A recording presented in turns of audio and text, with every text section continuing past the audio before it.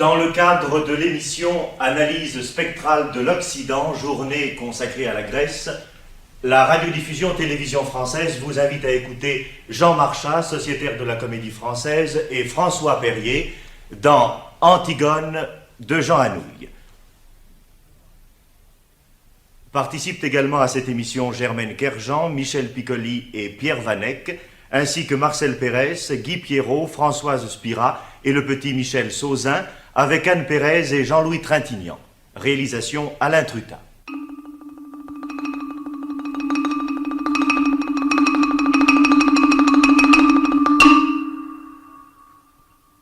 Voilà. Ces personnages vont vous jouer l'histoire d'Antigone. Antigone, c'est la petite maigre qui est assise là-bas et qui ne dit rien. Elle regarde droit devant elle. Elle pense. Elle pense qu'elle va être Antigone tout à l'heure. Qu'elle va surgir soudain de la maigre jeune fille noiraude et renfermée que personne ne prenait au sérieux dans la famille et se dresser seule en face du monde. Seule en face de Créon, son oncle, qui est le roi. Elle pense qu'elle va mourir, qu'elle est jeune et qu'elle aussi, elle aurait bien aimé vivre, mais il n'y a rien à faire. Elle s'appelle Antigone et il va falloir qu'elle joue son rôle jusqu'au bout. Et depuis que ce rideau s'est levé, elle sent qu'elle s'éloigne à une vitesse vertigineuse de sa sœur Ismène, qui bavarde et rit avec un jeune homme. De nous tous, qui sommes là bien tranquilles à la regarder. De nous qui n'avons pas à mourir ce soir. Le jeune homme avec qui parle la blonde, la belle, l'heureuse Ismène, c'est Aimon, le fils de Créon. Il est le fiancé d'Antigone. Tout le portait vers Ismène, son goût de la danse et des jeux, son goût du bonheur et de la réussite, sa sensualité aussi, car Ismène est bien plus belle qu'Antigone. Et puis un soir de bal, où il n'avait dansé qu'avec Ismène, un soir où Ismène avait été éblouissante dans sa nouvelle robe, il a été trouvé Antigone, qui rêvait dans un coin, comme en ce moment, ses bras entourant ses genoux, et il lui a demandé d'être sa femme.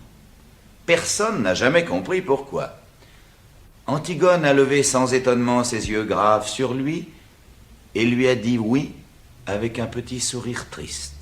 L'orchestre attaquait une nouvelle danse, Ismène riait aux éclats là-bas au milieu des autres garçons, et voilà. Maintenant lui, il allait être le mari d'Antigone. Il ne savait pas qu'il ne devait jamais exister de mari d'Antigone sur cette terre et que ce titre princier lui donnait seulement le droit de mourir. Cet homme robuste, aux cheveux blancs, qui médite là, près de son page, c'est Créon. C'est le roi. Il a des rides. Il est fatigué. Il joue au jeu difficile de conduire les hommes.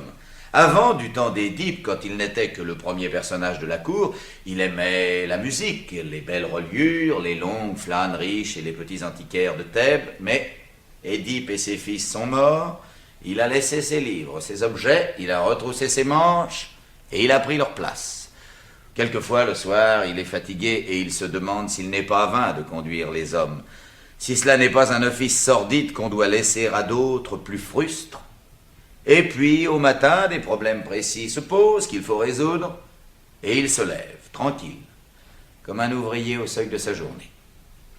La vieille dame qui tricote à côté de la nourrice qui a élevé les deux petites, c'est Eurydice, la femme de Créon. Elle tricotera pendant toute la tragédie, jusqu'à ce que son tour vienne de se lever et de mourir. Elle est bonne, digne, aimante. Elle ne lui est d'aucun secours. Créon est seul.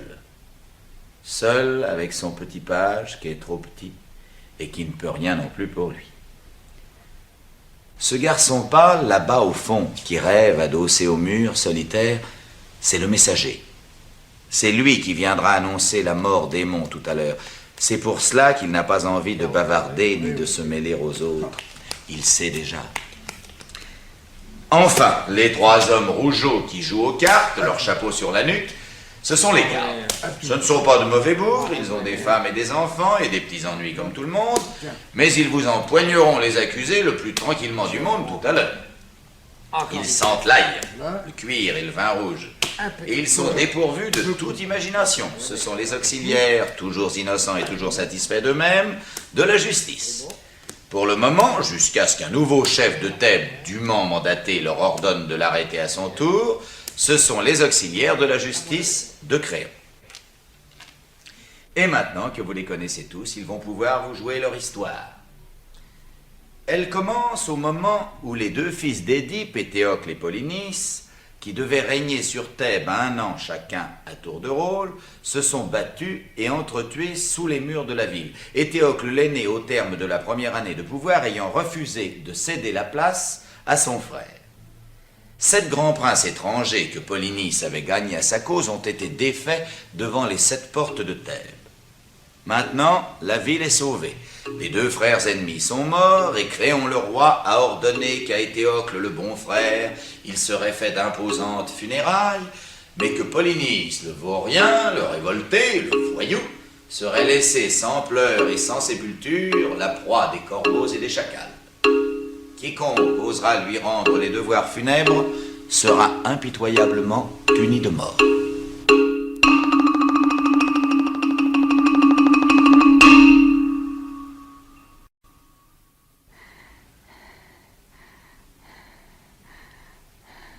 D'où viens-tu?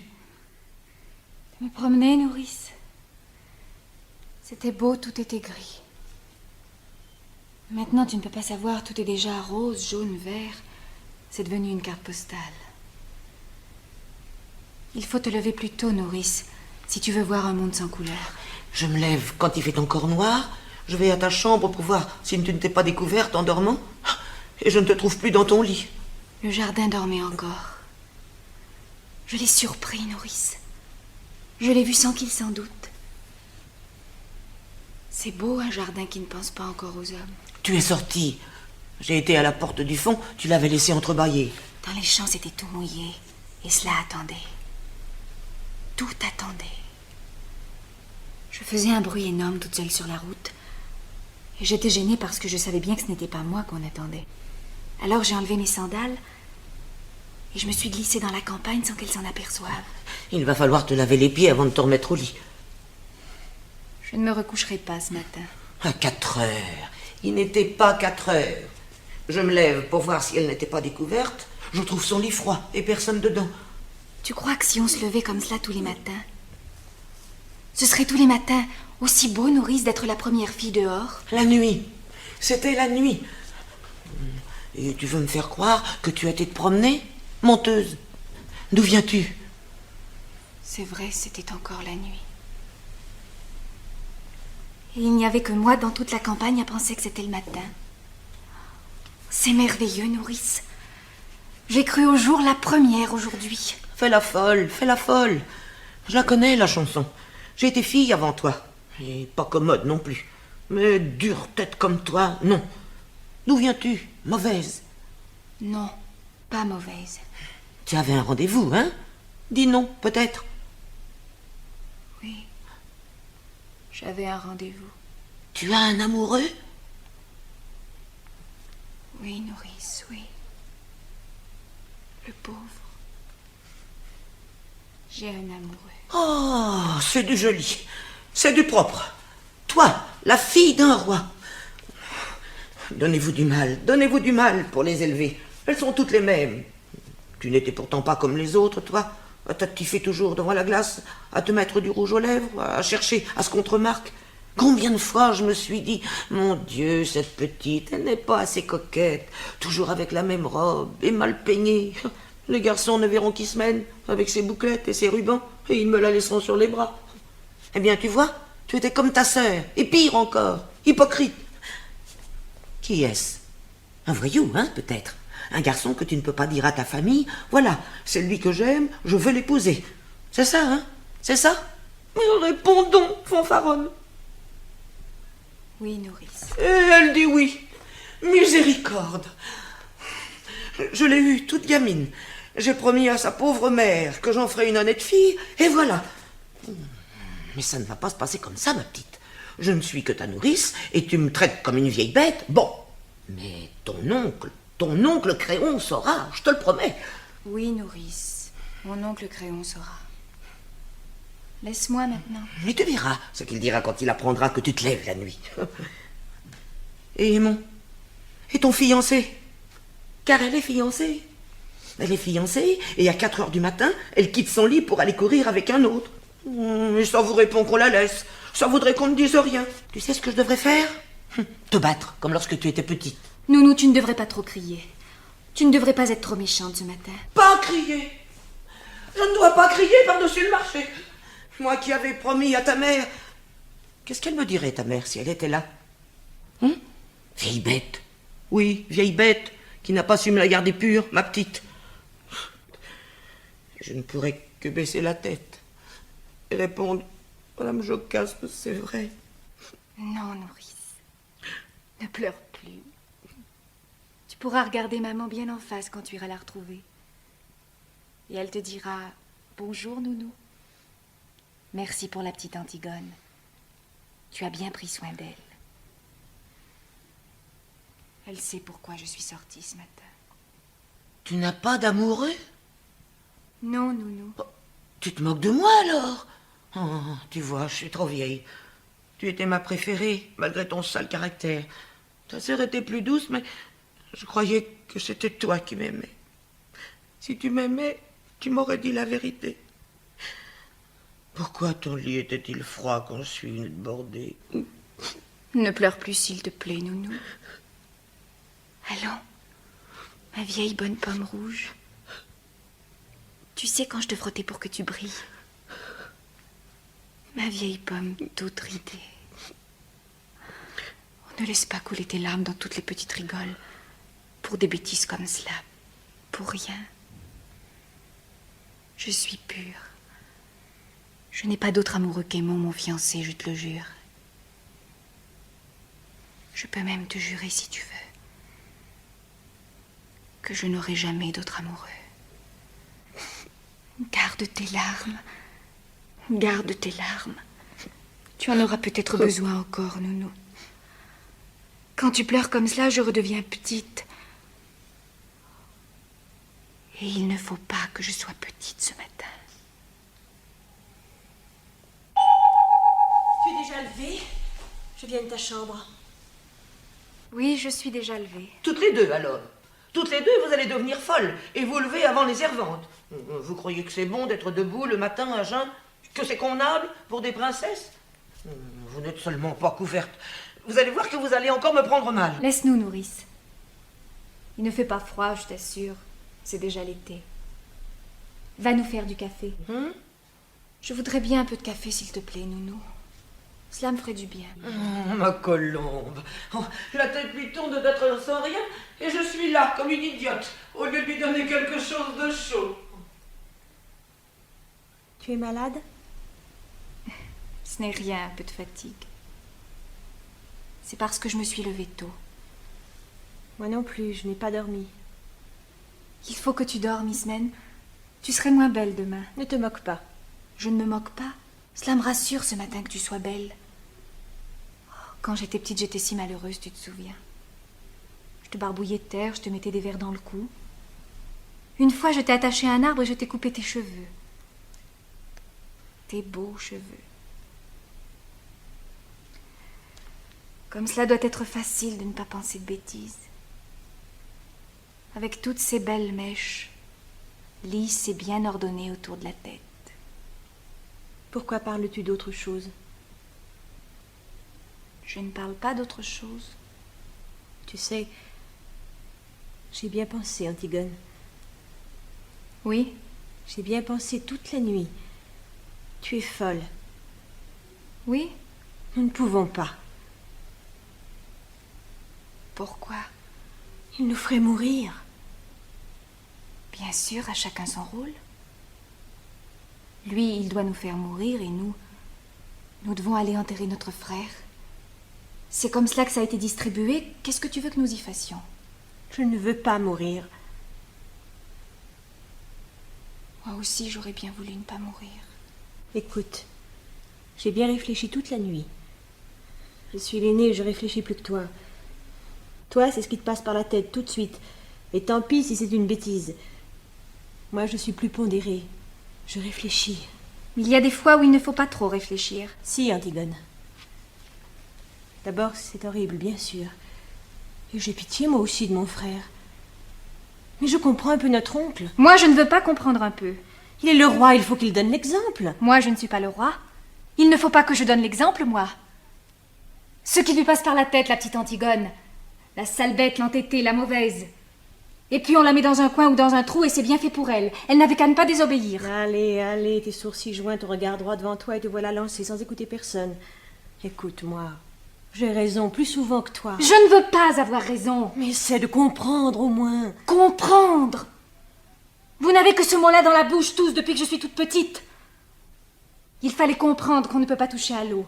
À la belle eau fuyante et froide parce que cela mouille les dalles. À la terre parce que cela tache les robes. Il fallait comprendre qu'on ne doit pas manger tout à la fois. Donner tout ce qu'on a dans ses poches aux mendiants qu'on rencontre. Courir. Courir dans le vent jusqu'à ce qu'on tombe par terre. Et boire quand on a chaud. Et se baigner quand il est trop tôt ou trop tard. Mais pas juste quand on en a envie. Comprendre, toujours comprendre. Moi, je ne veux pas comprendre. Je comprendrai quand je serai vieille. Si je deviens vieille. Pas maintenant. Il est plus fort que nous, Antigone. Il est le roi. Ils pensent tous comme lui dans la ville. Ils sont des milliers et des milliers autour de nous, grouillant dans toutes les rues de Thèbes. Je ne t'écoute pas. Ils nous hueront. Ils nous prendront, avec leurs 1000 bras, leurs 1000 visages et leurs uniques regards. Ils nous cracheront à la figure. Et il faudra avancer dans leur haine sur la charrette avec leur odeur, leur rire jusqu'au supplice. Et là, il y aura les gardes avec leurs têtes d'imbéciles congestionnées sur leurs cols raides, leurs grosses mains lavées, leurs regards de bœuf. On sent qu'on pourra toujours crier, essayer de leur faire comprendre qu'ils vont comme des nègres et qu'ils feront tout ce qu'on leur a dit scrupuleusement, sans savoir si c'est bien ou mal. Et souffrir. Il faudra souffrir. Sentir que la douleur monte, qu'elle est arrivée au point où l'on ne peut plus la supporter, qu'il faudrait qu'elle s'arrête, mais qu'elle continue pourtant et monte encore comme une voix aiguë. Oh, je peux pas. Comme tu as bien tout pensé. Toute la nuit. Pas toi? Si, bien sûr. Moi, tu sais, je ne suis pas très courageuse. Moi non plus. Mais qu'est-ce que cela fait? Tu n'as donc pas envie de vivre, toi? Pas envie de vivre. Qui se levait la première le matin?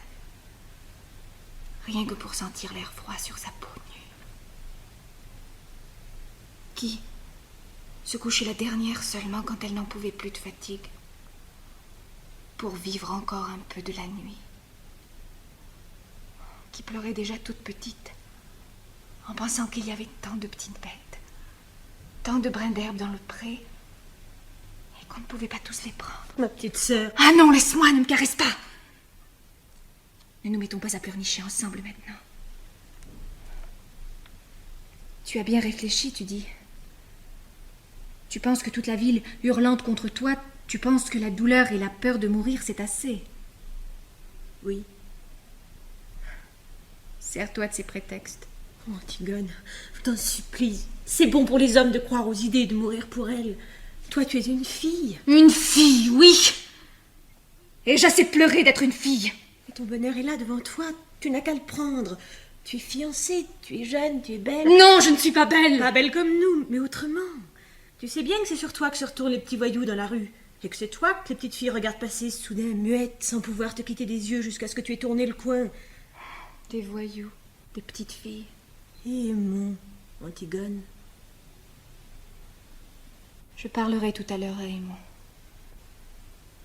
Aimon sera tout à l'heure une affaire réglée. Tu es folle. Tu m'as toujours dit que j'étais folle. Pour tout depuis toujours. Va te recoucher, Ismène. Il fait jour maintenant, tu vois. Et de toute façon, je ne pourrai rien faire. Mon frère mort est maintenant entouré d'une garde, exactement comme s'il avait réussi à se faire roi. Va te recoucher. Tu es toute pâle de fatigue. Et toi? Je n'ai pas envie de dormir. Mais je te promets que je ne bougerai pas d'ici avant ton réveil. Nourrice va m'apporter à manger. Va dormir encore. Le soleil se lève seulement. Tu as les yeux tout petits de sommeil. Va. Je te convaincrai, n'est-ce pas? Je te convaincrai. Tu me laisseras te parler encore. Je te laisserai me parler, oui. Je vous laisserai tous me parler. Va dormir maintenant, je t'en prie. Tu serais moins belle demain.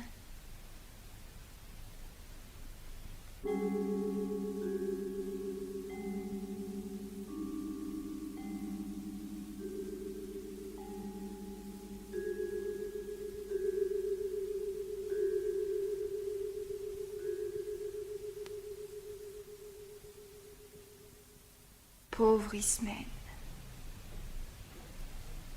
Tiens, te voilà un bon café et des tartines, mon pigeon, mange.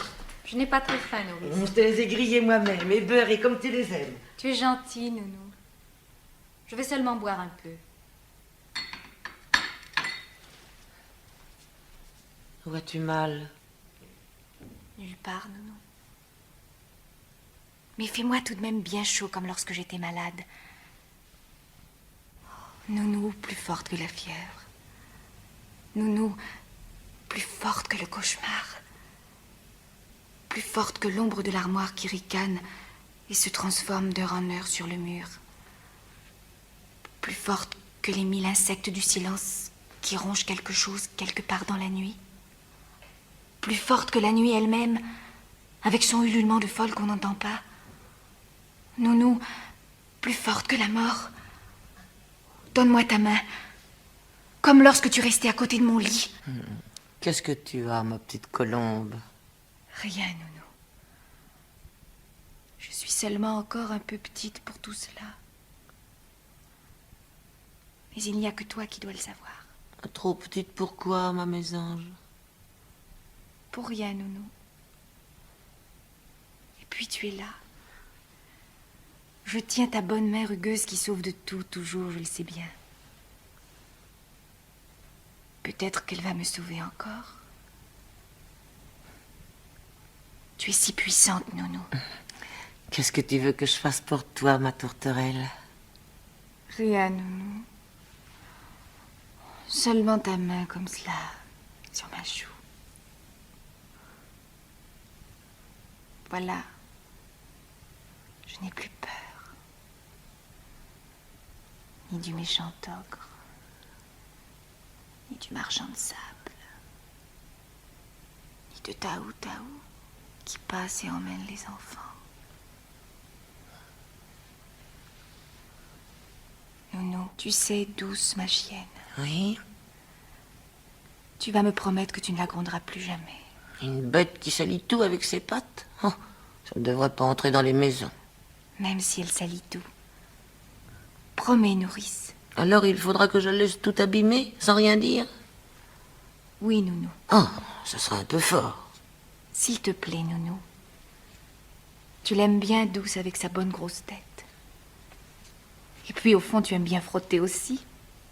Tu serais très malheureuse si tout restait propre toujours. Alors, je te le demande.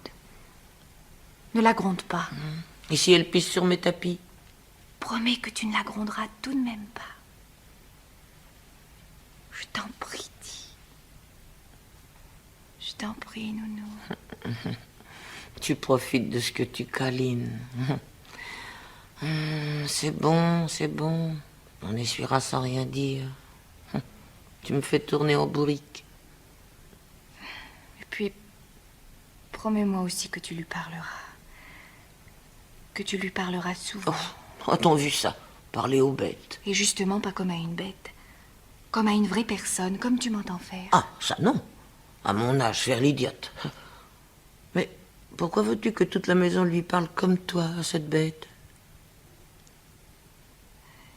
Si moi, pour une raison ou pour une autre, je ne pouvais plus lui parler. Non, plus lui parler, pourquoi?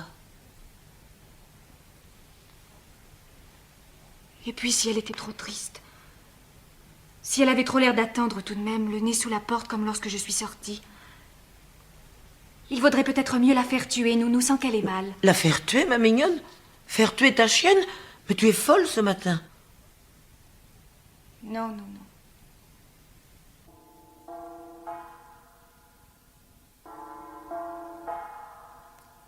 Voilà, Aimon.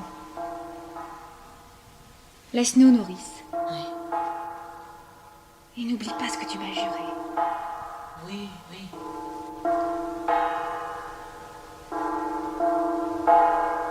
Pardon, Aimon, pour notre dispute d'hier soir et pour tout.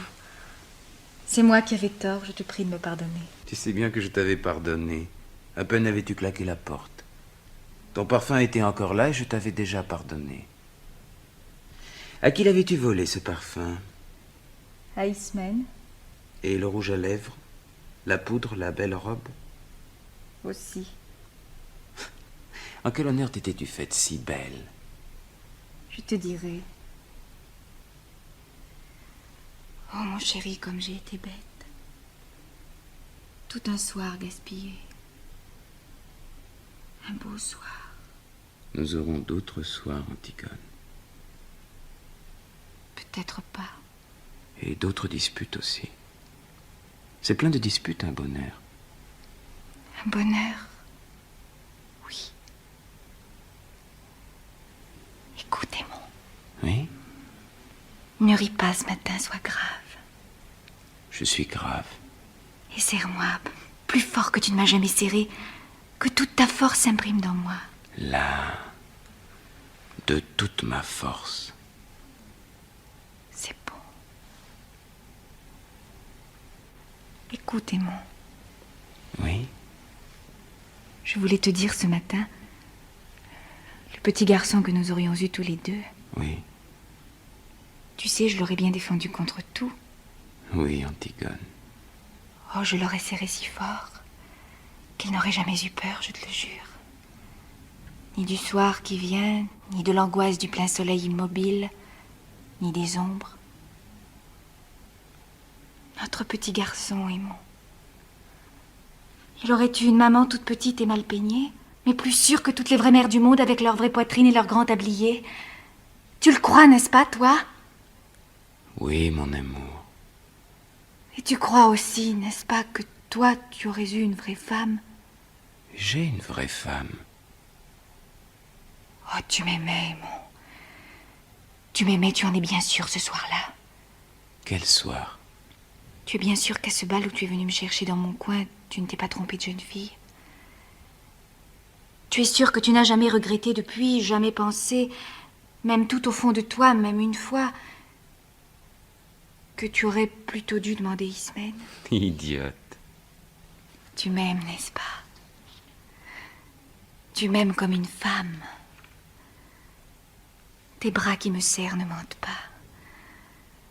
Tes grandes mains posées sur mon dos ne mentent pas, ni ton odeur, ni ce bon chaud, ni cette grande confiance qui m'inonde quand j'ai la tête au creux de ton cou. Oui, Antigone. Je t'aime comme une femme. Je suis noire et maigre, Ismène est rose et dorée comme un fruit. Antigone. Je suis toute rouge de honte. Mais il faut que je sache ce matin. Dis la vérité, je t'en prie. Quand tu penses que je serai à toi, est-ce que tu sens au milieu de toi comme un grand trou qui se creuse, comme quelque chose qui meurt? Oui, Antigone. Moi, je sens comme cela. Je voulais te dire que j'aurais été très fière d'être ta femme, ta vraie femme, sur qui tu aurais posé ta main le soir en t'asseyant, sans penser, comme sur une chose bien à toi. Voilà. Maintenant, je vais te dire encore 2 choses. Et quand je les aurai dites, il faudra que tu sortes sans me questionner. Même si elles te paraissent extraordinaires, même si elles te font de la peine, jure-le-moi. Qu'est-ce que tu vas me dire encore? Jure-moi d'abord que tu sortiras sans rien me dire, sans même me regarder. Si tu m'aimes, jure-le-moi. Tu vois comme je te le demande. Jure-le-moi, s'il te plaît, Aimon. C'est la dernière folie que tu auras à me passer. Je te le jure.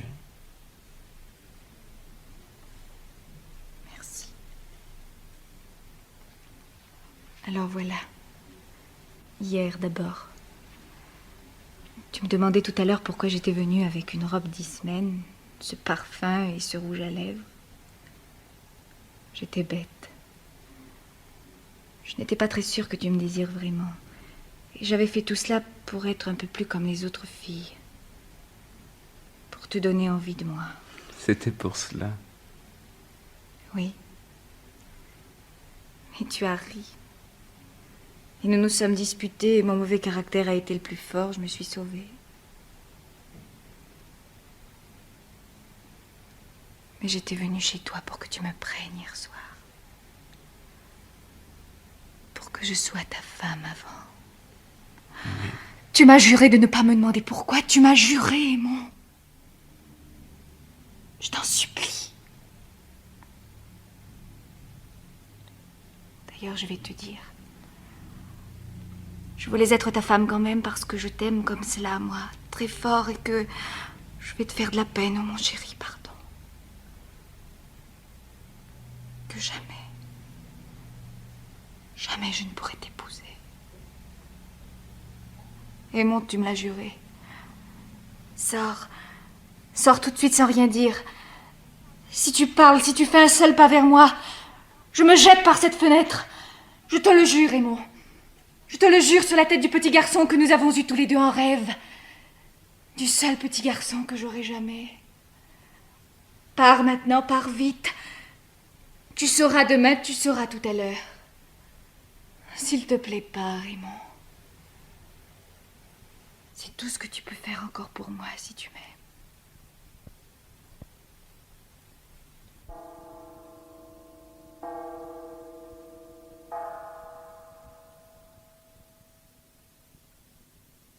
Voilà. C'est fini pour Aimon, Antigone. Antigone. Ah, tu es là. Oui, je suis là. Je ne peux pas dormir. J'avais peur que tu sortes et que tu tentes de l'enterrer malgré le jour. Antigone, ma petite sœur, nous sommes tous là autour de toi. Aimons, Nounou, et moi, et Douce, ta chienne. Nous t'aimons et nous sommes vivants, nous avons besoin de toi. Polynice est mort et il ne t'aimait pas. Il a toujours été un étranger pour nous, un mauvais frère. Oublie-le, Antigone, comme il nous avait oubliés. Laisse son ombre durer éternellement sans sépulture, puisque c'est la loi de Créon. Ne tente pas ce qui est au-dessus de tes forces. Tu braves tout et toujours, mais tu es toute petite, Antigone. Reste avec nous, ne va pas là-bas cette nuit. Je t'en supplie. C'est trop tard. Ce matin, quand tu m'as rencontrée, j'en venais. Antigone!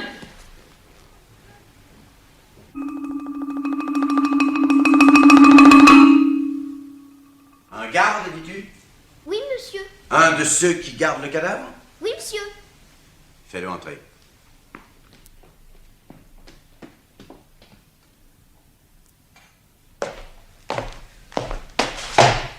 Garde Genasse de la 2e compagnie. Qu'est-ce que tu veux? Voilà, chef. On a tiré au sort pour savoir celui qui viendrait. Et le sort est tombé sur moi. Alors voilà, chef. Je suis venu parce qu'on a pensé qu'il valait mieux qu'il y en ait qu'un qui explique. Et puis parce qu'on ne pouvait pas abandonner le poste tous les trois. On est les trois du piquet de garde, chef, autour du cadavre. Qu'as-tu à me dire? On est 3, chef. Je ne suis pas tout seul.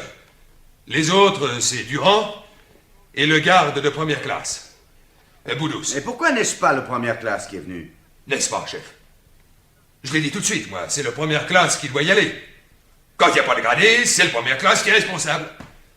Mais les autres, ils ont dit non et ils ont voulu tirer au sort. Faut-il que j'aille chercher le première classe, chef? Non! Parle-toi, puisque tu es là. J'ai 17 ans de service. Je suis engagé volontaire. La médaille, 2 citations. Je suis bien noté, chef. Moi, je suis service. Je ne connais que ce qui est commandé. Mes supérieurs, ils disent toujours, avec Genasse, on est tranquille. C'est bon, parle. De quoi as-tu peur? Régulièrement, on serait dû être la première classe. Moi, je suis proposé première classe, mais je suis pas encore promu. Je devais être promu en juin. Vas-tu parler, enfin? S'il est arrivé quelque chose, vous êtes tous les trois responsables. Ne cherche plus qui devrait être là. Eh bien, voilà, chef, le cadavre. On a veillé pourtant. On avait l'alerte de 2 heures, la plus dure. Vous savez ce que c'est, chef? Au moment où la nuit va finir, ce plomb entre les yeux, la nuque qui tire, et puis toutes ces ombres qui bougent, et le brouillard du petit matin qui se lève. Oh, ils ont bien choisi leur heure. On était là, on parlait, on battait la semelle. On ne dormait pas, chef, ça, on peut vous le jurer tous les trois, qu'on ne dormait pas. D'ailleurs, avec le froid qu'il faisait, tout à coup, moi, je regarde le cadavre. On était à 2 pas, mais moi, je le regardais de temps en temps, tout de même. Je suis comme ça, moi, chef, je suis méticuleux. C'est pour ça que mes supérieurs, ils disent, avec Jonas, c'est moi qui l'ai vu le premier, chef. Les autres vous le diront. C'est moi qui ai donné le premier l'alarme. L'alarme? Pourquoi? Le cadavre, chef, quelqu'un l'avait recouvert. Oh, mais pas grand-chose. Il n'avait pas eu le temps, avec nous autres à côté. Seulement un peu de terre. Mais assez tout de même pour le cacher au retour. Tu es sûr que ça n'est pas une bête en grattant? Non, chef, on a d'abord espéré ça, nous aussi. Mais la terre était jetée sur lui, selon les rites. C'est quelqu'un qui savait ce qu'il faisait. Qui a osé? Qui a été assez fou pour braver ma loi? As-tu relevé des traces? Rien, chef. Rien qu'un pas plus léger qu'un passage d'oiseau. Après, en cherchant mieux, le garde du rang a trouvé plus loin une pelle, une petite pelle d'enfant, toute vieille, toute rouillée. On a pensé que ça ne pouvait pas être un enfant qui avait fait le coup. Le première classe l'a gardé tout de même pour l'enquête. Un enfant. L'opposition brisée qui sourd et mine déjà partout. Les amis de Polynice avec leur or bloqué dans Thèbes, les chefs de la plèbe, puis en laille, soudainement alliés au prince, et les prêtres essayant de pêcher un petit quelque chose au milieu de tout cela. Un enfant. Ils ont dû penser que cela serait plus touchant. Je le vois d'ici, leur enfant, avec sa gueule de tueur appointée, et la petite pelle soigneusement enveloppée dans du papier sous sa veste. À moins qu'il n'ait dressé un vrai enfant, avec des phrases, une innocence inestimable pour le parti, un vrai petit garçon pâle qui crachera devant mes fusils, un précieux sang bien frais sur mes mains, double aubaine. Mais ils ont des complices, et dans ma garde peut-être. Écoute bien, toi. Chef, on a fait tout ce qu'on devait faire. Durand s'est assis une demi-heure parce qu'il avait mal aux pieds. Mais moi, chef, je suis resté tout le temps debout. Le première classe, le diable. À qui avez-vous déjà parlé de cette affaire? Ah, personne, chef. On a tout de suite tiré au sort et je suis venu. Non, écoute bien. Votre garde est doublée. Renvoyez la relève. Voilà l'ordre. Je ne veux que vous près du cadavre, et pas un mot. Vous êtes coupable d'une négligence, vous serez puni de toute façon. Mais si tu parles, si le bruit court dans la ville qu'on a recouvert le cadavre de Polynice, vous mourrez tous les trois. On n'a pas parlé, chef, je vous le jure. Va vite. Si personne ne sait, tu vivras.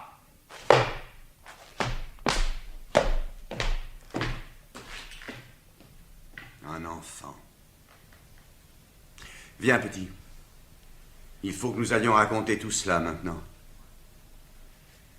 Et puis, la jolie besogne commencera. Tu mourrais, toi, pour moi? Tu crois que tu irais? Avec ta petite pelle? Oui, bien sûr, tu irais tout de suite, toi aussi. Un enfant.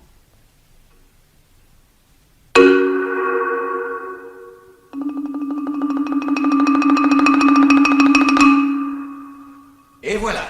Maintenant, le ressort est bandé. Cela n'a plus qu'à se dérouler tout seul. C'est cela qui est commode dans la tragédie. On donne le petit coup de pouce pour que cela démarre. Rien. Un regard pendant une seconde à une fille qui passe et lève les bras dans la rue. Une envie d'honneur, un beau matin au réveil, comme de quelque chose qui se mange. Une question de trop qu'on se pose un soir. C'est tout. Après, on n'a plus qu'à laisser faire. On est tranquille, cela roule tout seul. C'est minutieux, bien huilé depuis toujours. La mort, la trahison, le désespoir sont là, tout près, et les éclats, les orages et les silences, tous les silences. Le silence quand le bras du bourreau se lève à la fin. Le silence au commencement quand les deux amants sont nus l'un en face de l'autre pour la première fois, sans oser bouger tout de suite dans la chambre sombre.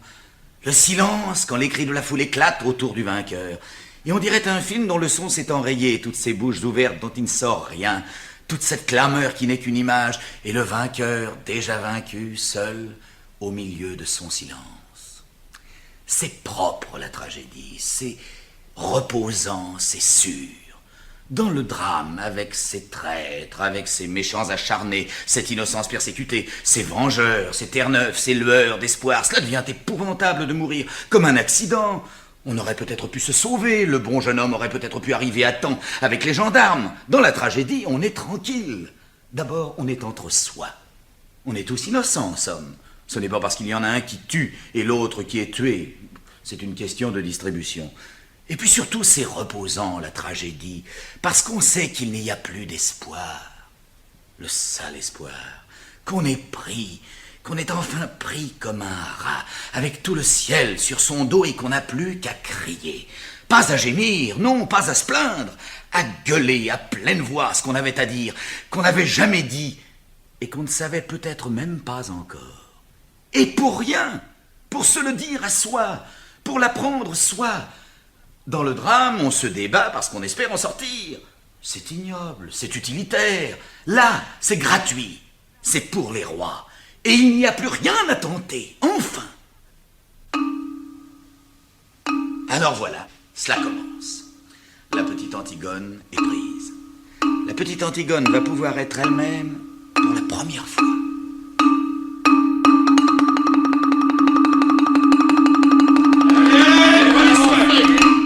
Vous expliquez devant le chef. Oui.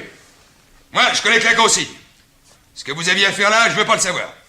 Tout le monde a des excuses, tout le monde a quelque chose à objecter. S'il fallait écouter les gens, s'il fallait essayer de comprendre, ben on serait propre. Oui. Allez, allez, tenez là. Et pas l'histoire.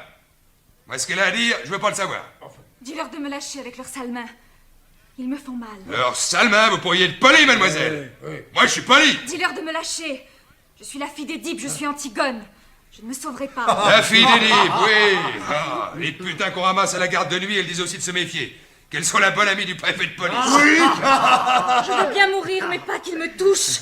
Et les cadavres, dis. Et la terre, ça ne te fait pas peur à toucher? Tu dis leur sale main, regarde un peu les tiennes. On te l'avait prise, t'appelle, il a fallu que tu refasses ça, avec tes ongles, la deuxième fois? Oh, c'est audace. Je tourne le dos une seconde, je te demande une chic, et allez.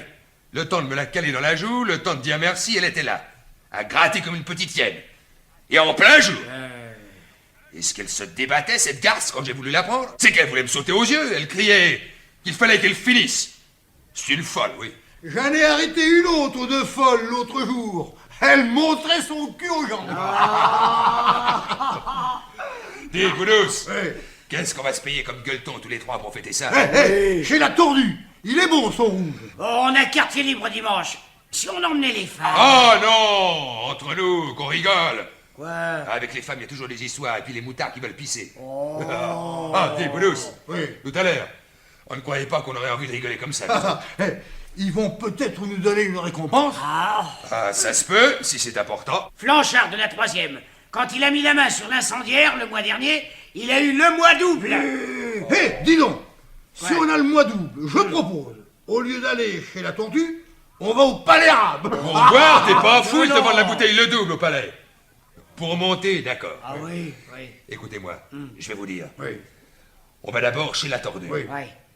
On se les cale comme il faut. Et après, on va au palais. Dis, Goudous, tu te rappelles la grosse du palais? Dis, ce que t'étais sous toi ce jour-là. Mais nos femmes, si on a le mois double, elles le sauront. Et si ça se trouve, on sera peut-être publiquement félicités. Alors, on verra. La rigolade, c'est autre chose. S'il y a une cérémonie dans la cour de la caserne, comme pour les décorations, les femmes viendront aussi, et les gosses. Oui. Et alors, on ira tous chez la tordue. Oui, mais il faudra lui commander le menu d'avance. Oui. Je voudrais m'asseoir un peu, s'il vous plaît. C'est bon, qu'elle s'asseye. Mais ne la lâchez pas, vous autres. Non. Garde à vous! Lâchez cette jeune fille. Qu'est-ce que c'est? C'est le piquet de garde, chef. On est venu avec les camarades. Qui garde le corps? On a appelé la relève, chef. Je t'avais dit de la renvoyer, je t'avais dit de ne rien dire. On n'a rien dit, chef. Mais comme on a arrêté celle-là, on a pensé qu'il fallait qu'on vienne. Et cette fois, on n'a pas tiré au sort. On a préféré venir tous les trois. Imbécile. Où t'ont-ils arrêté? Près du cadavre, chef. Qu'allais-tu faire près du cadavre de ton frère? Tu savais que j'avais interdit de l'approcher. Ce qu'elle faisait, chef. C'est pour ça qu'on vous l'amène. Elle grattait la terre avec ses mains.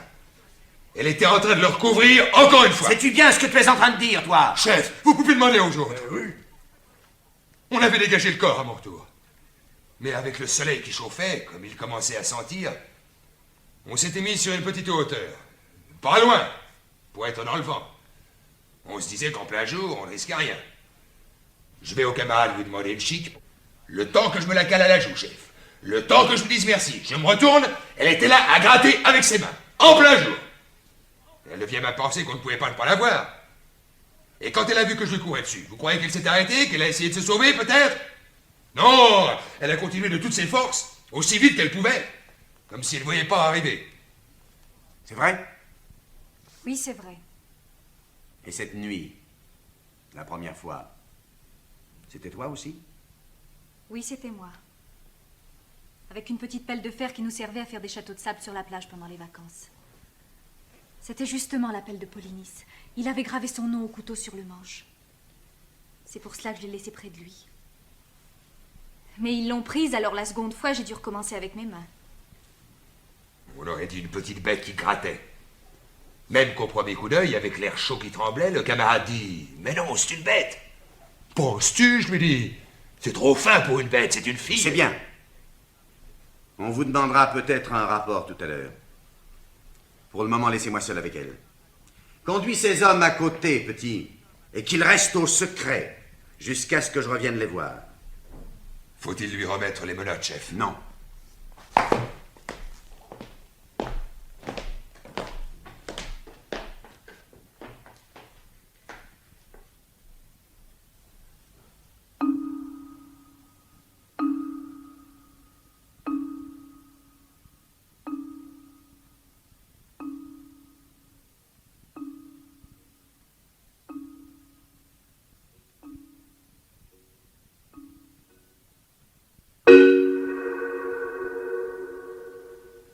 Avais-tu parlé de ton projet à quelqu'un?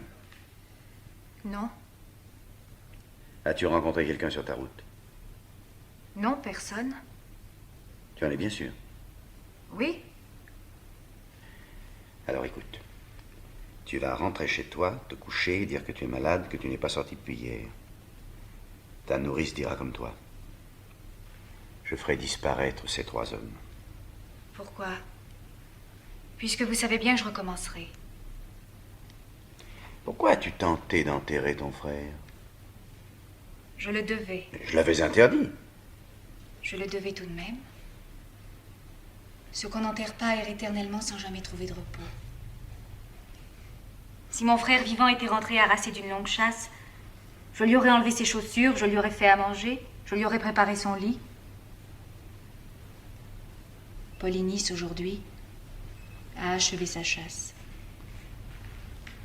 Il rentre à la maison où mon père et ma mère, et Éthéocle aussi l'attendent. Il a droit au repos.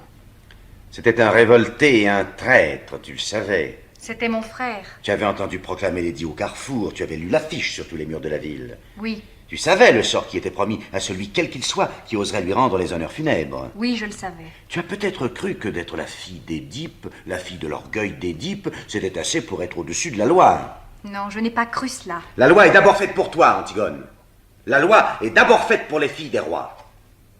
Si j'avais été une servante en train de faire sa vaisselle quand j'ai entendu lire l'édit, j'aurais essuyé l'eau grasse de mes bras et je serais sortie avec mon tablier pour aller enterrer mon frère. Ce n'est pas vrai. Si tu avais été une servante, tu n'aurais pas douté que tu allais mourir et tu serais resté à pleurer ton frère chez toi. Seulement tu as pensé que tu étais de race royale. Ma nièce est la fiancée de mon fils. Et que quoi qu'il arrive, je n'oserais pas te faire mourir. Vous vous trompez. J'étais certaine que vous me feriez mourir, au contraire. L'orgueil d'Édipe. Tu es l'orgueil d'Édipe. Oui, maintenant que je l'ai retrouvé au fond de tes yeux, je te crois. Tu as dû penser que je te ferais mourir. Et cela te paraissait un dénouement tout naturel pour toi. Orgueilleuse. Pour ton père non plus, je ne dis pas le bonheur, il n'en était pas question. Le malheur humain, c'était trop peu. L'humain vous gêne aux entournures dans la famille. Il vous faut un tête-à-tête avec le destin et la mort, et tuer votre père, et coucher avec votre mère, et apprendre tout cela après, avidement, mot par mot. Quel breuvage, hein, les mots qui vous condamnent. Et comme on les boit goulûment quand on s'appelle Édipe ou Antigone. Et le plus simple après, c'est encore de se crever les yeux et d'aller mendier avec ses enfants sur les routes. Eh bien non. Ces temps sont révolus pour Thèbes. Thèbes a droit maintenant à un prince sans histoire. Moi, je m'appelle seulement Créon, Dieu merci. J'ai mes 2 pieds par terre, mes 2 mains enfoncées dans mes poches. Et puisque je suis roi, j'ai résolu, avec mon ambition de ton père, de m'employer tout simplement à rendre l'ordre de ce monde un peu moins absurde, si c'est possible. Alors écoute-moi bien. Tu es Antigone, tu es la fille d'Édipe, soit, mais tu as 20 ans. Et il n'y a pas longtemps encore, tout cela serait réglé par du pain sec et une paire de gifles. Te faire mourir. Tu ne t'es pas regardé. Moineau, tu es trop maigre. Grossis un peu plutôt pour faire un gros garçon à Aimon. Thèbes en a besoin, plus que de ta mort, je te l'assure. Tu vas rentrer chez toi tout de suite, faire ce que je t'ai dit et te taire. Je me charge du silence des autres. Allez, va. Antigone, c'est par cette porte qu'on regagne ta chambre. Où t'en vas-tu par là? Vous le savez bien. Quel jeu joues-tu? Je ne joue pas. Tu ne comprends donc pas que si quelqu'un d'autre que ces 3 brutes sait tout à l'heure ce que tu as tenté de faire, je serais obligé de te faire mourir. Si tu te tais maintenant, si tu renonces à cette folie, j'ai une chance de te sauver. Mais je ne l'aurai plus dans 5 minutes. Le comprends-tu? Il faut que j'aille enterrer mon frère que ces hommes ont découvert. Tu irais refaire ce geste absurde. Il y a une autre garde autour du corps de Polynice, et même si tu parviens à le recouvrir encore, on dégagera son cadavre, tu le sais bien. Que peux-tu donc sinon t'ensanglanter encore les ongles et te faire prendre? Rien d'autre que cela, je le sais. Mais cela, du moins, je le peux. Et il faut faire ce que l'on peut. Tu crois donc vraiment, toi, à cet enterrement dans les règles? À cette ombre de ton frère, condamné à errer toujours si on ne jette pas sur le cadavre un peu de terre, avec la formule du prêtre? Tu l'auras déjà entendu la réciter au prêtre de Thèbes, la formule?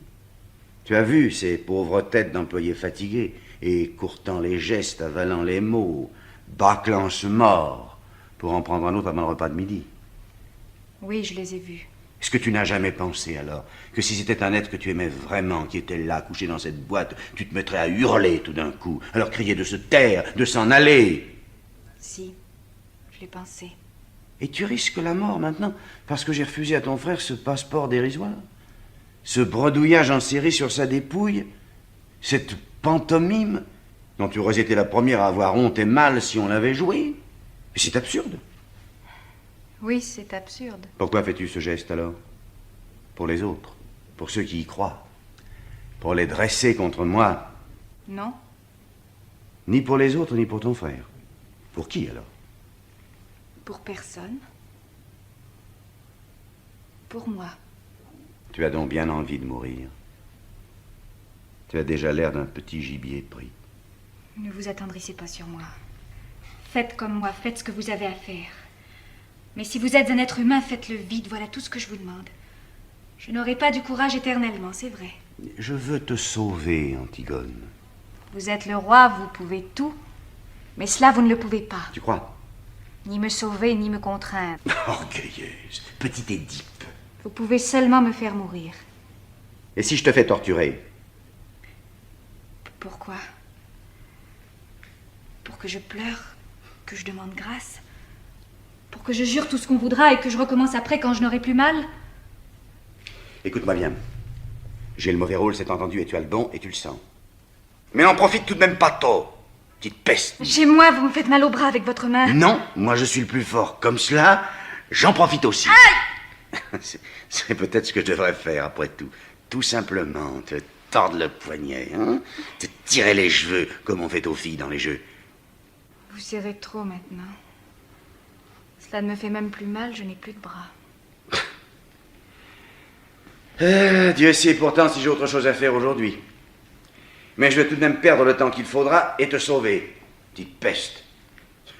Au lendemain d'une révolution ratée, il y a du pain sur la planche, je te l'assure, mais les affaires urgentes attendront. Je ne veux pas te laisser mourir dans une histoire de politique. Tu vaux mieux que ça. Parce que ton Polynice, cette ombre éplorée et ce corps qui se décompose entre ses gardes et tout ce pathétique qui t'enflamme, ça n'est qu'une histoire de politique. D'abord, je ne suis pas tendre, mais je suis délicat. J'aime ce qui est propre, net, bien lavé. Tu crois que ça ne me dégoûte pas autant que toi, cette viande qui pourrit au soleil? Le soir, quand le vent vient de la mer, on la sent déjà du palais. Ça me soulève le cœur. Pourtant, je ne vais même pas fermer ma fenêtre. C'est ignoble. Et je peux te le dire à toi, c'est bête. Monstrueusement bête. Mais il faut que tout Thèbes sente ça pendant quelque temps. Toi, tu penses bien que je l'aurais fait enterrer, ton frère, ne fût-ce que pour l'hygiène.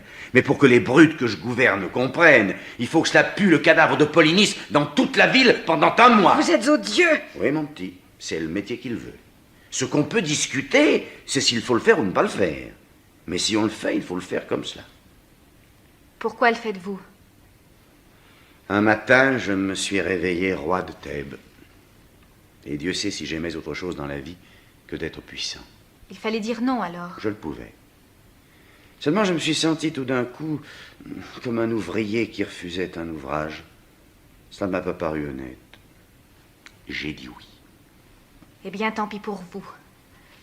Moi, je n'ai pas dit oui. Qu'est-ce que vous voulez que cela me fasse à moi, votre politique? Votre nécessité, vos pauvres histoires? Moi, je peux dire non encore à tout ce que je n'aime pas et je suis seul juge?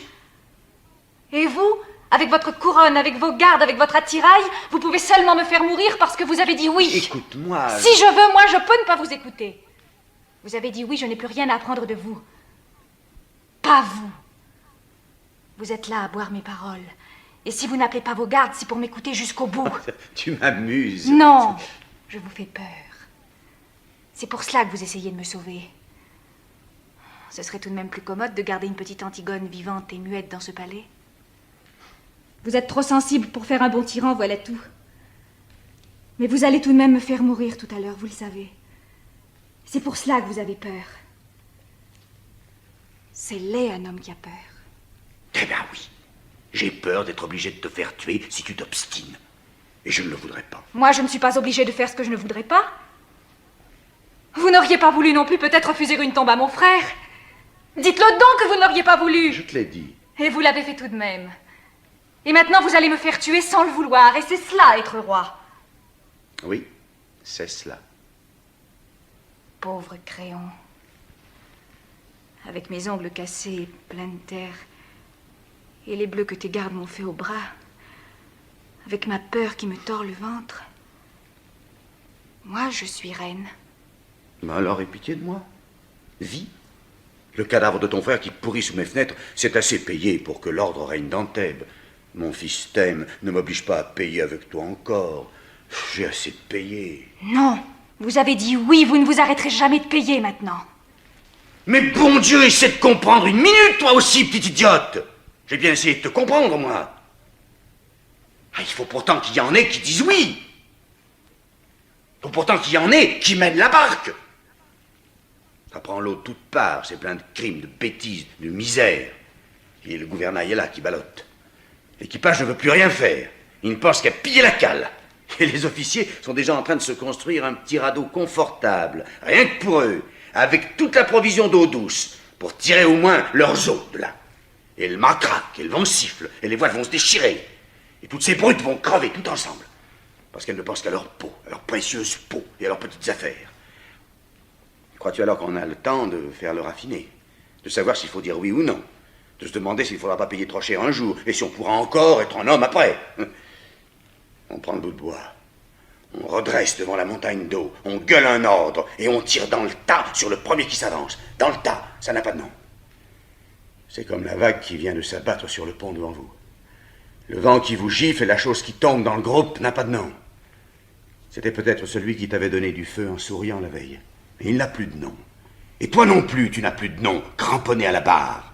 Il n'y a plus que le bateau qui est un nom, la tempête. Est-ce que tu le comprends, ça? Je ne veux pas comprendre. C'est bon pour vous. Moi, je suis là pour autre chose que pour comprendre. Je suis là pour vous dire non et pour mourir. C'est facile de dire non. Pas toujours. Pour dire oui, il faut suer et retrousser ses manches, empoigner la vie à pleine main et s'en mettre jusqu'au coude. C'est facile de dire non. Même si on doit mourir. Il n'y a qu'à ne pas bouger et attendre. Attendre pour vivre. Attendre même pour qu'on vous tue. Non, c'est trop lâche. C'est une invention des hommes. Tu imagines un monde où les arbres aussi auraient dit non contre la sève, où les bêtes auraient dit non contre l'instinct de la chasse ou de l'amour. Les bêtes, elles, au moins, sont bonnes et simples et dures.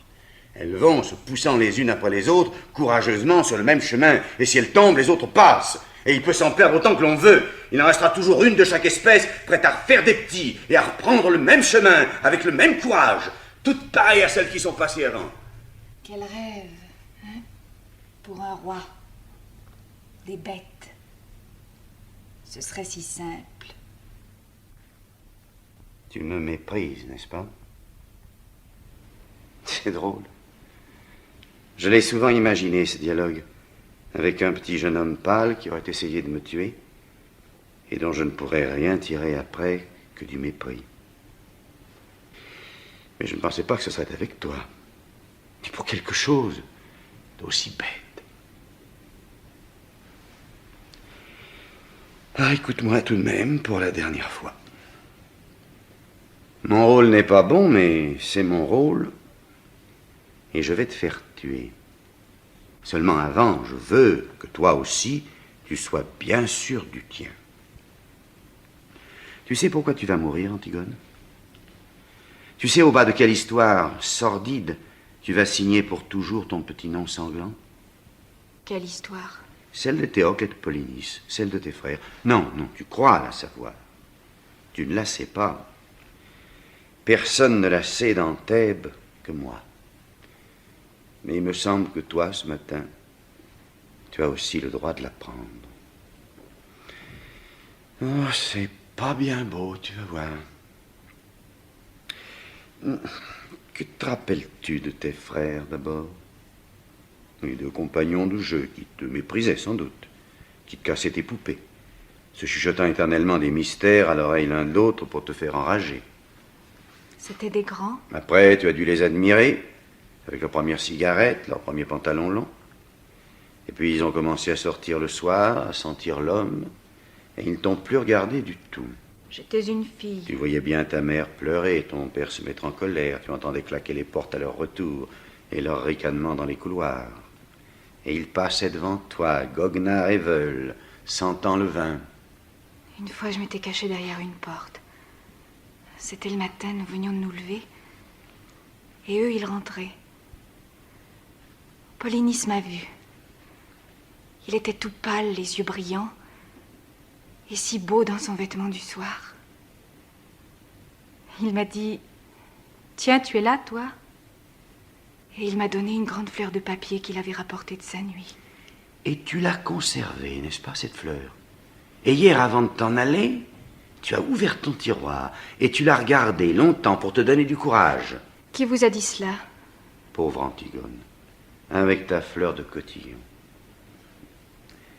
Sais-tu qui était ton frère? Je savais que vous me diriez du mal de lui, en tout cas. Un petit fêtard imbécile, un petit carnassier dur et sans âme, petite brute. Tout juste bonne à aller plus vite que les autres avec ses voitures, à dépenser plus d'argent dans les bars. Et une fois, j'étais là. Ton père venait de lui refuser une grosse somme qu'il avait perdue au jeu. Il est devenu tout pâle. Et il a levé le poing en criant un mot ignoble. Ce n'est pas vrai! Son poing de brute a tout volé dans le visage de ton père. C'était pitoyable. Ton père était assis à sa table, la tête dans ses mains, il saignait du nez, il pleurait. Et dans un coin du bureau, Polynice, ricanant, qui allumait une cigarette. Ce n'est pas vrai. Rappelle-toi, tu avais 12 ans. On ne l'avait pas revu pendant longtemps. C'est vrai, ça? C'est vrai. Eh bien, c'était après cette dispute. Ton père n'a pas voulu le faire juger. Il s'est engagé dans l'armée argienne. Et dès qu'il a été chez les Argiens, La chasse à l'homme a commencé contre ton père, contre ce vieil homme qui ne se décidait pas à mourir, à lâcher son royaume. Les attentats se succédaient, et les tueurs que nous prenions finissaient toujours par avouer qu'ils avaient reçu de l'argent de Polynice. Pas seulement de lui d'ailleurs, car c'est cela que je veux que tu saches.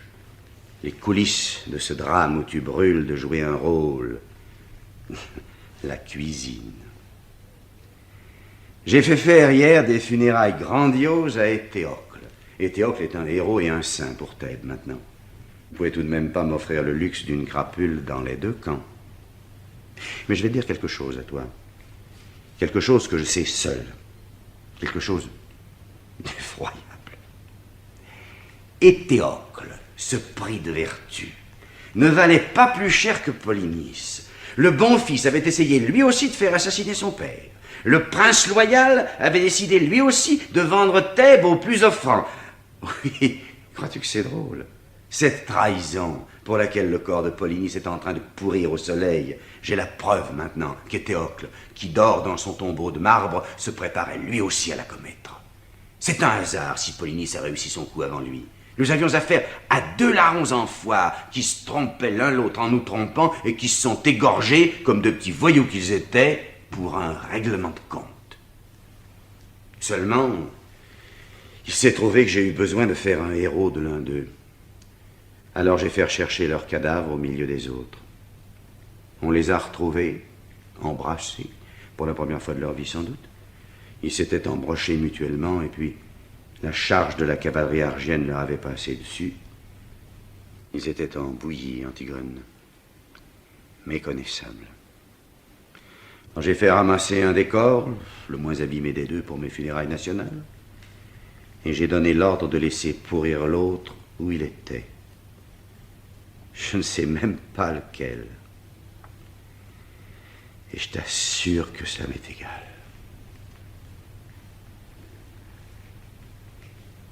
Pourquoi m'avez-vous raconté cela? Valait-il mieux te laisser mourir dans cette pauvre histoire? Peut-être. Moi, je croyais. Qu'est-ce que tu vas faire maintenant? Je vais remonter dans ma chambre. Ne reste pas trop seul. Va voir Raymond ce matin. Marie-toi vite. Oui. Tu as toute ta vie devant toi. Notre discussion était bien noiseuse, je t'assure. Tu as ce trésor, toi encore. Oui. Rien d'autre ne compte. Et tu allais le gaspiller. Je te comprends. J'aurais fait comme toi à 20 ans. C'est pour ça que je buvais tes paroles. J'écoutais du fond du temps un petit crayon, maigre et pâle comme toi, et qui ne pensait qu'à tout donner lui aussi. Marie-toi vite, Antigone. Sois heureuse. La vie n'est pas ce que tu crois. C'est une eau que les jeunes gens laissent couler sans le savoir entre leurs doigts ouverts. Ferme tes mains vite. Retiens-la. Tu verras, cela deviendra une petite chose dure et simple qu'on grignote assis au soleil. Tu l'apprendras toi aussi, trop tard. La vie, c'est un livre qu'on aime. C'est un enfant qui joue à vos pieds. Un outil qu'on tient bien dans sa main. Un banc pour se reposer le soir devant sa maison.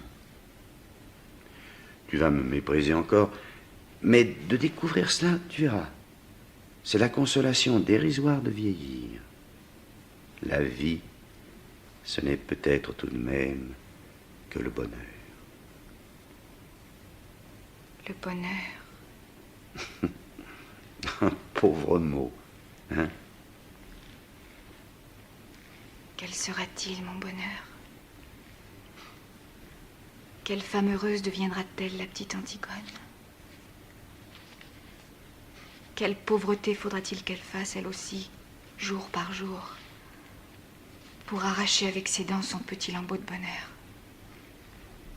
Dites, à qui devra-t-elle mentir? À qui sourire? À qui se vendre? Qui devra-t-elle laisser mourir en détournant le regard? Tu es folle, tais-toi. Non, je ne me tairai pas. Je veux savoir comment je m'y prendrai, moi aussi, pour être heureuse. Tout de suite, puisque c'est tout de suite qu'il faut choisir. Vous dites que c'est si beau, la vie. Je veux savoir comment je m'y prendrai pour vivre. Tu aimes Aimon? Oui, j'aime Aimon. J'aime un Aimon dur et jeune. Un Aimon exigeant et fidèle comme moi. Mais si votre vie, votre bonheur doivent passer sur lui avec leur usure, si Aimon ne doit plus pâlir quand je pâlis, s'il ne doit plus me croire morte quand je suis en retard de 5 minutes, s'il ne doit plus se sentir seul au monde et me détester quand je ris sans qu'il sache pourquoi, s'il doit devenir près de moi le monsieur Aimon, s'il doit apprendre à dire oui lui aussi, alors je n'aime plus Aimon. Je ne sais plus ce que tu dis, tais-toi. Si, je sais ce que je dis. Mais c'est vous qui ne m'entendez plus. Je vous parle de trop loin maintenant. D'un royaume où vous ne pouvez plus entrer avec vos rides, votre sagesse, votre ventre.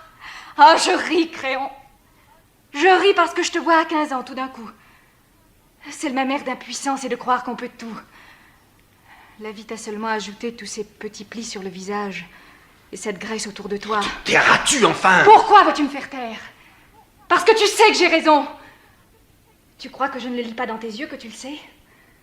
Tu sais que j'ai raison, mais tu ne l'avoueras jamais parce que tu es en train de défendre ton bonheur en ce moment comme un os. Le tien et le mien, oui, imbécile. Vous me dégoûtez tous avec votre bonheur, avec votre vie qu'il faut aimer coûte que coûte. On dirait des chiens qui lèchent tout ce qu'ils trouvent. Et cette petite chance pour tous les jours si on n'est pas trop exigeant. Moi, je veux tout de suite. Et que ce soit entier, ou alors je refuse. Je ne veux pas être modeste, moi, et me contenter d'un petit morceau si j'ai été bien sage. Je veux être sûre de tout aujourd'hui. Et que cela soit aussi beau que quand j'étais petite. Ou mourir. Allez, commence, comme ton père. Comme mon père, oui.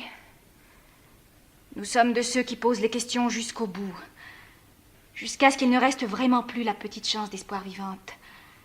La plus petite chance d'espoir à étrangler. Nous sommes de ceux qui lui sautent dessus quand ils le rencontrent. Votre espoir, votre cher espoir, votre sale espoir. Tais-toi, si tu te voyais criant ces mots, tu es laide. Oui, je suis laide.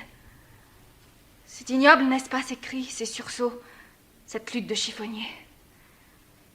Papa n'est devenu beau qu'après. Quand il a été bien sûr enfin qu'il avait tué son père, que c'était bien avec sa mère qu'il avait couché, et que rien, plus rien ne pouvait le sauver. Alors il s'est calmé tout d'un coup. Il a eu comme un sourire et il est devenu beau. C'était fini. Il n'a plus eu qu'à fermer les yeux pour ne plus vous voir. Ah, vos têtes. Vos pauvres têtes de candidats au bonheur. C'est vous qui êtes laids, même les plus beaux. Vous avez tous quelque chose de laid au coin de l'œil ou de la bouche. Tu l'as bien dit tout à l'heure, Créon. La cuisine. Vous avez des têtes de cuisinier. Je t'ordonne de te taire maintenant, tu entends? Tu m'ordonnes, cuisinier? Tu crois que tu peux m'ordonner quelque chose? L'antichambre est pleine de monde, tu veux donc perdre? On va t'entendre. Eh bien, ouvre les portes. Justement, ils vont m'entendre. Vas-tu te taire, enfin, bon Dieu? Allons vite, cuisinier. Appelle tes gardes. Antigone! Qu'est-ce que tu veux, toi aussi? Antigone, pardon. Antigone, tu vois, je viens, j'ai du courage. J'irai maintenant avec toi. Où iras-tu avec moi? Si vous la faites mourir, il faudra me faire mourir avec elle. Ah non, pas maintenant, pas toi. C'est moi seule. Mais tu ne te figures pas que tu vas venir mourir avec moi maintenant? Ce serait trop facile. Je ne veux pas vivre. Si tu meurs, je ne veux pas rester sans toi. Tu as choisi la vie et moi la mort. Laisse-moi maintenant avec tes jérémiades. Il fallait y aller ce matin, à 4 pattes dans la nuit. Il fallait aller gratter la terre avec tes ongles pendant qu'ils étaient tout près et te faire empoigner par eux comme une voleuse. Eh bien, j'irai demain. Tu l'entends, Créon? Elle aussi. Qui sait si cela ne va pas prendre à d'autres encore en m'écoutant? Qu'est-ce que tu attends pour me faire taire? Qu'est-ce que tu attends pour appeler tes gardes? Allons, Créon, un peu de courage. Ce n'est qu'un mauvais moment à passer. Allons, cuisinier, puisqu'il le faut. Garde! Emmenez-la! Enfin, Créon. Antigone! Antigone!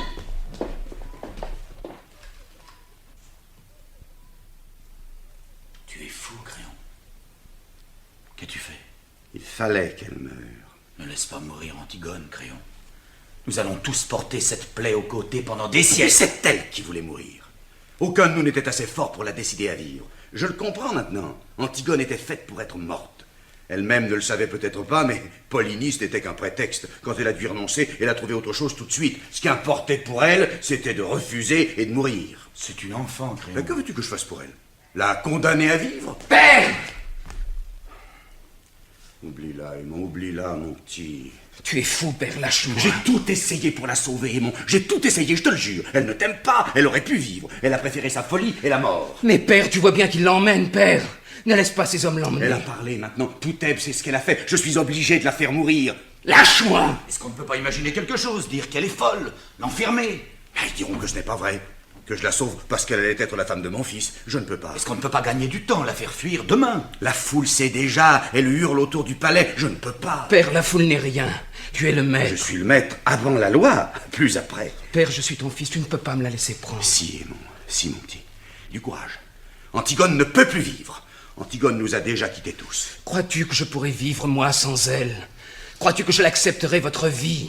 Et tous les jours, depuis le matin jusqu'au soir, sans elle? Et votre agitation, votre bavardage, votre vide, sans elle? Il faudra bien que tu acceptes, Aimon. Chacun de nous a un jour, plus ou moins triste, plus ou moins lointain, où il doit enfin accepter d'être un homme. Pour toi, c'est aujourd'hui. Et te voilà devant moi, avec ces larmes au bord de tes yeux, et ton cœur qui te fait mal. Mon petit garçon, pour la dernière fois. Quand tu te seras détourné, quand tu auras franchi ce seuil tout à l'heure, ce sera fini. C'est déjà fini. Ne me juge pas, Aimon, ne me juge pas, toi aussi. Cette grande force et ce courage, ce Dieu géant qui m'enlevait dans ses bras et me sauvait des monstres et des ombres, c'était toi.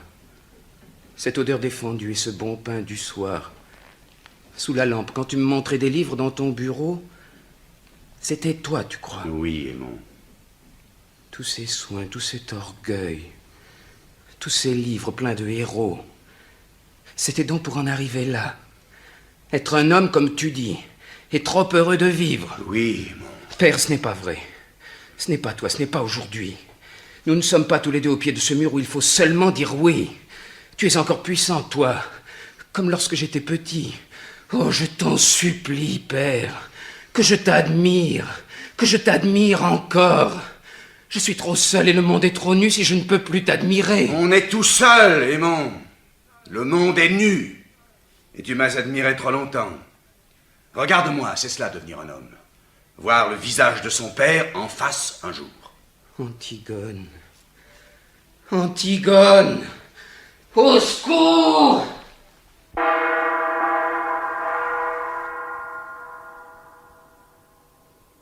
Créon, il est sorti comme un fou. Oui, pauvre petit. Il l'aime. Créon, il faut faire quelque chose. Je ne peux plus rien. Il est parti touché à mort. Oui, nous sommes tous touchés à mort.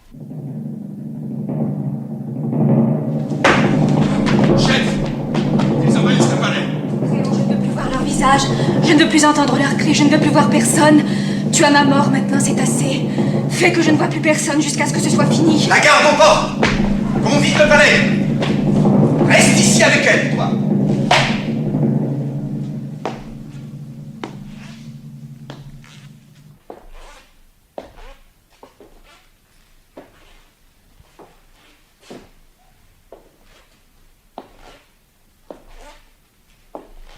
Alors c'est toi, Qui, moi? mon dernier visage d'homme, Faut croire. que je te regarde. Ça va. C'est toi qui m'as arrêté tout à l'heure. Oui, c'est moi. Tu m'as fait mal. Tu n'avais pas besoin de me faire mal. Est-ce que j'avais l'air de vouloir me sauver? Allez, pas l'histoire. Si c'était pas vous, c'était moi qui y pensais.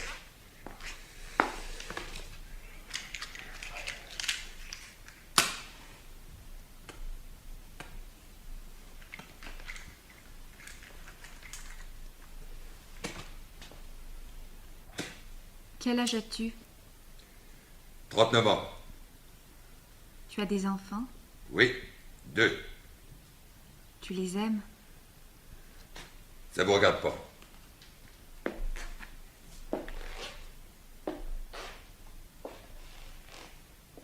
Il y a longtemps que vous êtes garde? Après la guerre, j'étais sergent, j'ai engagé. Il faut être sergent pour être garde? En principe, oui. Sergent ou avoir suivi le peloton spécial. Devenu garde, le sergent perd son grade. Un exemple. Je rencontre une recrue de l'armée. Elle peut ne pas me saluer. Ah oui? Oui. Remarquez que généralement elle le fait. La recrue sait que le garde est un gradé. Question solde. On a la solde ordinaire du garde, comme ceux du peloton spécial. Et pendant 6 mois, à titre de gratification, un rappel de supplément de la solde de sergent. Seulement, comme garde, on a d'autres avantages. Logement, chauffage, allocation. Finalement, le garde marié avec 2 enfants arrive à se faire plus que le sergent de l'active.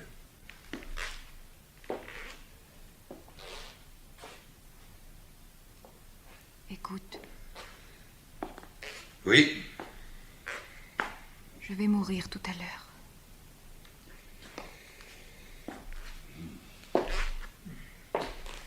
d'un autre côté, on n'a plus de considération pour le garde que pour le sergent de l'active. Le garde, c'est un soldat, mais c'est presque un fonctionnaire. Tu crois qu'on a mal pour mourir? Je peux pas vous dire, pendant la guerre, ceux qui étaient touchés au ventre, ils avaient mal. Moi, j'ai jamais été blessé.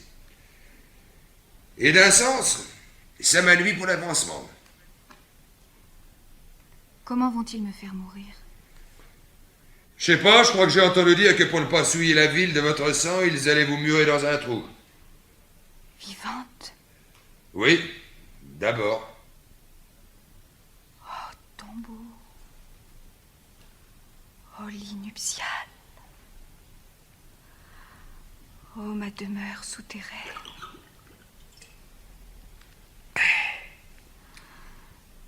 Toute seule. Et aux cavernes de Hadès, aux portes de la ville. En plein soleil. Et une drôle de corvée encore pour ceux qui sont de faction. 2 bêtes. Quoi, 2 bêtes? Des bêtes se serraient l'une contre l'autre pour se faire chaud. Je suis toute seule. Si vous avez besoin de quelque chose, c'est différent, je peux appeler. Non. Je voudrais seulement que tu remettes une lettre à quelqu'un quand je serai morte. Comment ça, une lettre?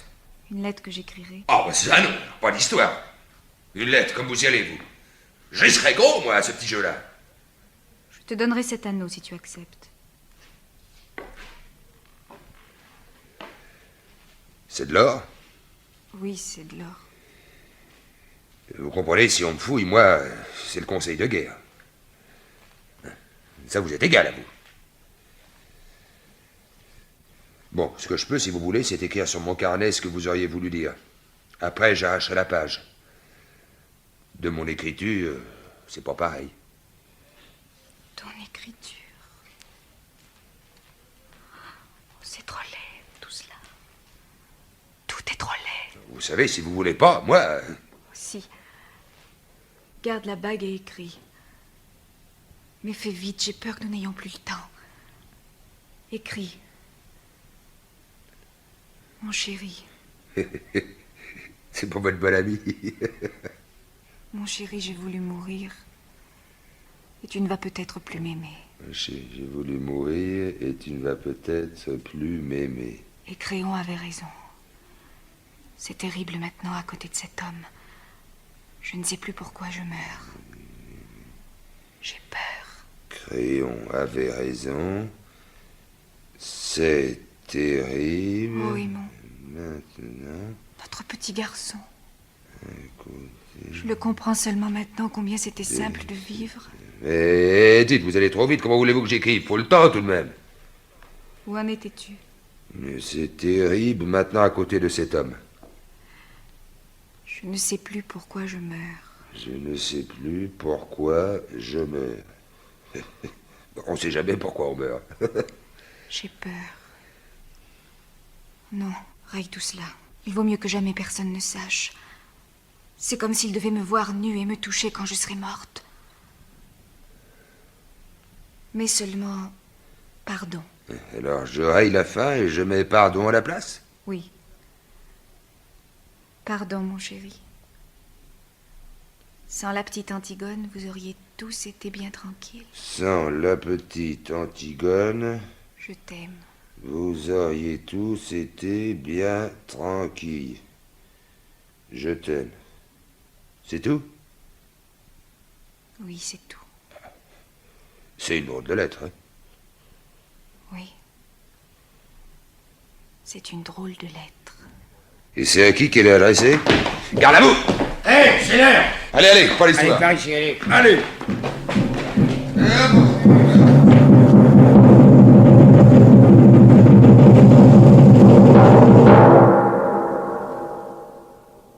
Là, c'est fini pour Antigone.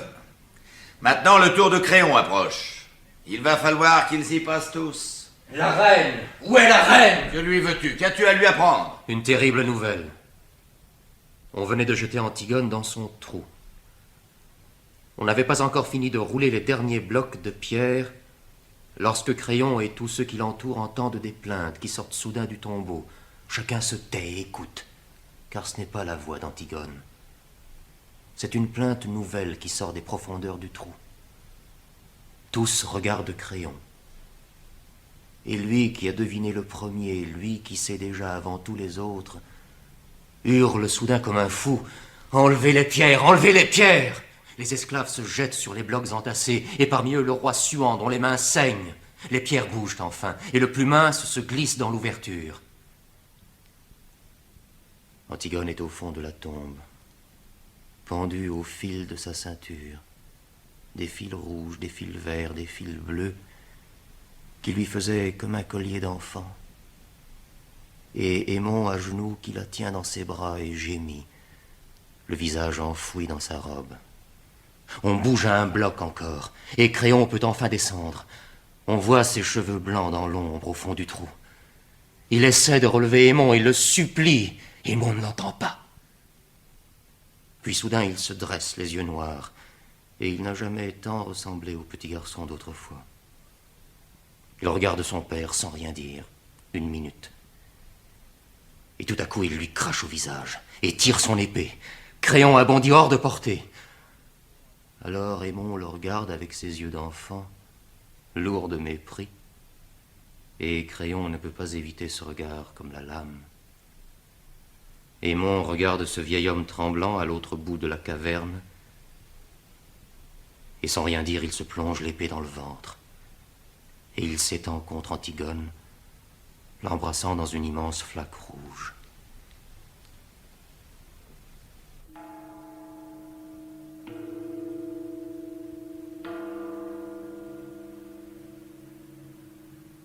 Je les ai fait coucher l'un près de l'autre.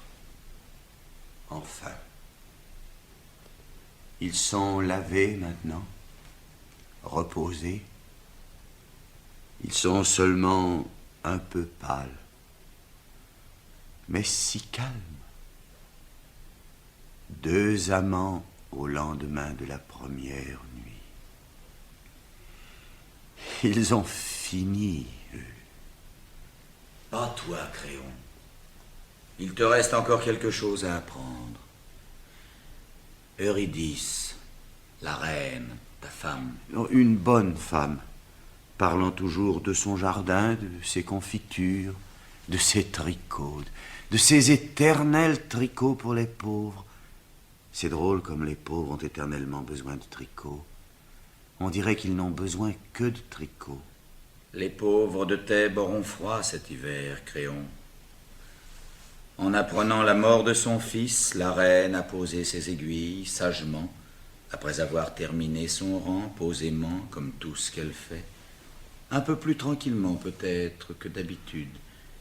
Et puis, elle est passée dans sa chambre à l'odeur de lavande, aux petits napperons brodés et aux cadres de peluche, pour s'y couper la gorge, Créon. Elle est étendue maintenant sur un des petits lits jumeaux démodés, à la même place où tu l'as vue jeune fille un soir, et avec le même sourire, à peine un peu plus triste. Et s'il n'y avait pas cette large tache rouge sur les linges autour de son cou, on pourrait croire qu'elle dort. Elle aussi. Ils dorment tous. C'est bien. La journée a été rude. Cela doit être bon de dormir. Et tu es tout seul maintenant, Crayon? Tout seul? Oui. Petit, Monsieur? je vais te dire à toi. Ils ne savent pas, les autres. On est là, devant l'ouvrage. On peut pourtant pas se croiser les bras. Ils disent que c'est une sale besogne. Mais si on ne la fait pas, qui la fera? Je ne sais pas, monsieur. Oui, bien sûr, tu ne sais pas. Tu en as de la chance.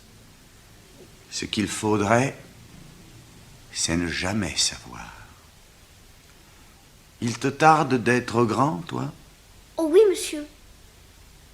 Mais tu es fou, petit. Il faudrait ne jamais devenir grand. 5 heures. Qu'est-ce que nous avons aujourd'hui à 5 heures? Conseil, monsieur. Eh bien, si nous avons conseil, petit, nous allons y aller. Et voilà. Sans la petite Antigone, c'est vrai, ils auraient tous été bien tranquilles. Mais maintenant, c'est fini. Ils sont tout de même tranquilles. Tous ceux qui avaient à mourir sont morts, ceux qui croyaient une chose et puis ceux qui croyaient le contraire, même ceux qui ne croyaient rien et qui se sont trouvés pris dans l'histoire sans y rien comprendre. Morts pareils. Tous, bien raides, bien inutiles, bien pourris. Et ceux qui vivent encore vont commencer tout doucement à les oublier et à confondre leurs noms. C'est fini. Antigone est calmée maintenant, nous ne saurons jamais de quelle fièvre. Son devoir lui est remis. Un grand apaisement triste tombe sur Thèbes et sur le palais vide où Créon va commencer à attendre la mort. Je coupe. À tout. À tout. Il ne reste plus que les gardes. À tout. Eux, tout ça, cela leur est égal. C'est pas leurs oignons. Ils continuent à jouer aux cartes. T'es dedans. Et une tierce Ah, d'incompte, t'es dedans. Oh là. 10 DDR, 10 DDR, 13, 13, 24, 28, 38, 38, 38 et 20, 38, 58, tiens, bah compte 58, 62, 60.